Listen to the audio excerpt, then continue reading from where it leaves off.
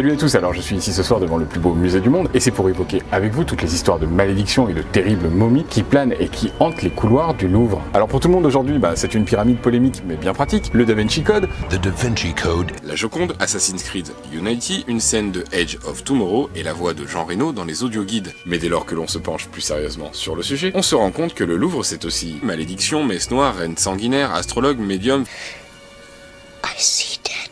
fantômes, meurtres, sorcières et autres joyeusetés. Mais le personnage le plus marquant des multiples légendes entourant le Louvre, c'est évidemment son fantôme, Belphégor. Si aujourd'hui le personnage est relativement bien connu, c'est surtout grâce au succès de la série télé des années 60, adaptée elle-même du livre de Bernède, sorti en 1927. Mais aussi bien sûr grâce à la flopée d'adaptations plus ou moins heureuses de ce même livre, en feuilleton, dessin animé et nanar à répétition. Plume! Qui c'est qui m'appelle? Moi, Belphégor.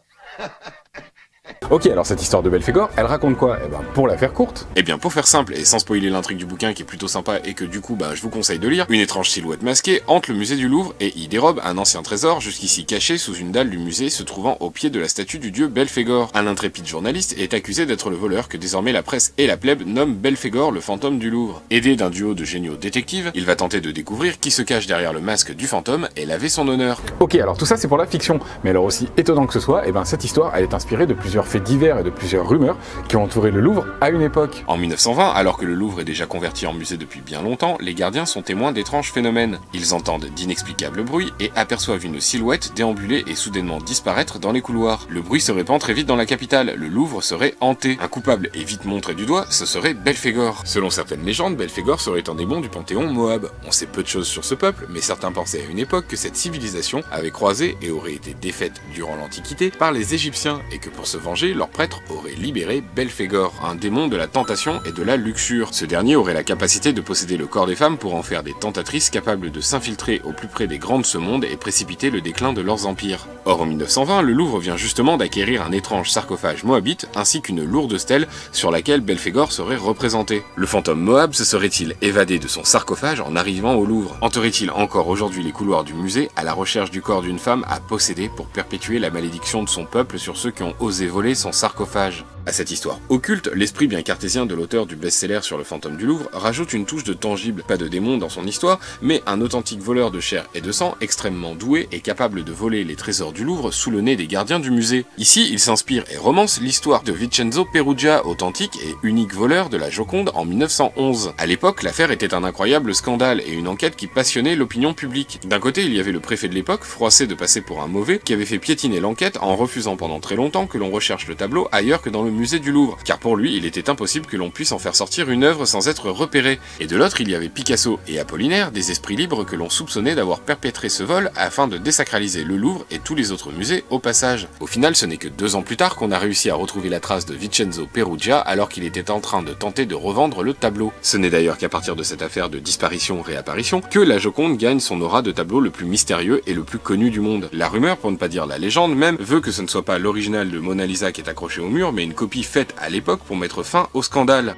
Des adaptations et des variations autour du personnage de Belphégor, il y en a eu beaucoup, mais peu de vraiment réussis. J'ai l'impression que cette légende de Belphégor nous rend tous hyper nerveux. Vous feriez mieux d'appeler la police. Oui. Et au milieu de toute cette confusion, finalement, l'une des meilleures adaptations de Belphégor, celle qui tire vraiment son épingle du jeu, c'est la version dessin animé de la fin des années 90. Une série animée vraiment cool, mais je pense que honnêtement, allez Chucky, vous pourriez en parler peut-être mieux que moi, non? Belphégor. Ben oui, Belphégor, du studio Les Armateurs comme les grandes vacances, 28e sur notre liste de visionnage. Ah oui, Belphégor. On n'a pas encore eu le temps de se pencher dessus. Faut dire qu'on a tellement de séries à voir. Oui, mais là, c'est disponible sur YouTube et légalement, on n'a aucune excuse. Allez, coupe ça, on va regarder maintenant. Yuri, tu nous reposes la question tout à l'heure, ok? Ok. À la rigueur, ce que je peux peut-être quand même préciser, c'est que la première adaptation de Belphégor en feuilleton muet de 1927 est l'adaptation la plus respectueuse du livre, que le démon Belphégor apparaît dans le manga et l'anime Belzébub, que ce démon est souvent représenté sur des toilettes puisque culturellement, il demande des excréments et des déjections comme offrande, et que l'histoire de Vincenzo Perugia a aussi inspiré un film, On a volé la Joconde, où Jean Lefebvre joue l'un des gardiens du Louvre. Alors les gars, c'est bon pour vous? Alors, on a eu le temps de voir que 4 épisodes pendant ton topo, mais on est suffisamment convaincus pour regarder tout le reste. Première chose à dire, c'est plus une série fantomas qu'une série Belphégor. C'est l'histoire d'un maboule déguisé qui sème le trouble à Paris en montant des plans rocambolesques dont le but sera toujours moins de s'enrichir que de foutre un bordel monstre pour rappeler qui est là et qu'il est le maître absolu. Soft quand même, le Maboule. Il ne tue pas, ce qui est assez logique si son objectif est avant tout d'avoir un public à impressionner.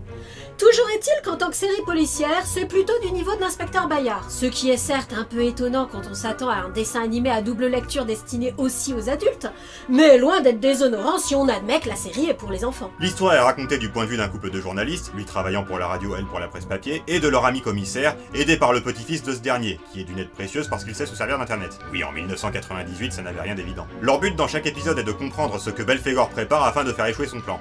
L'action est bien rythmée, mais ce qui impressionne surtout, c'est le dessin. D'abord parce que c'est dessiné dans un style BD franco-belge, encore une fois ça rappelle les enquêtes de l'inspecteur Bayard.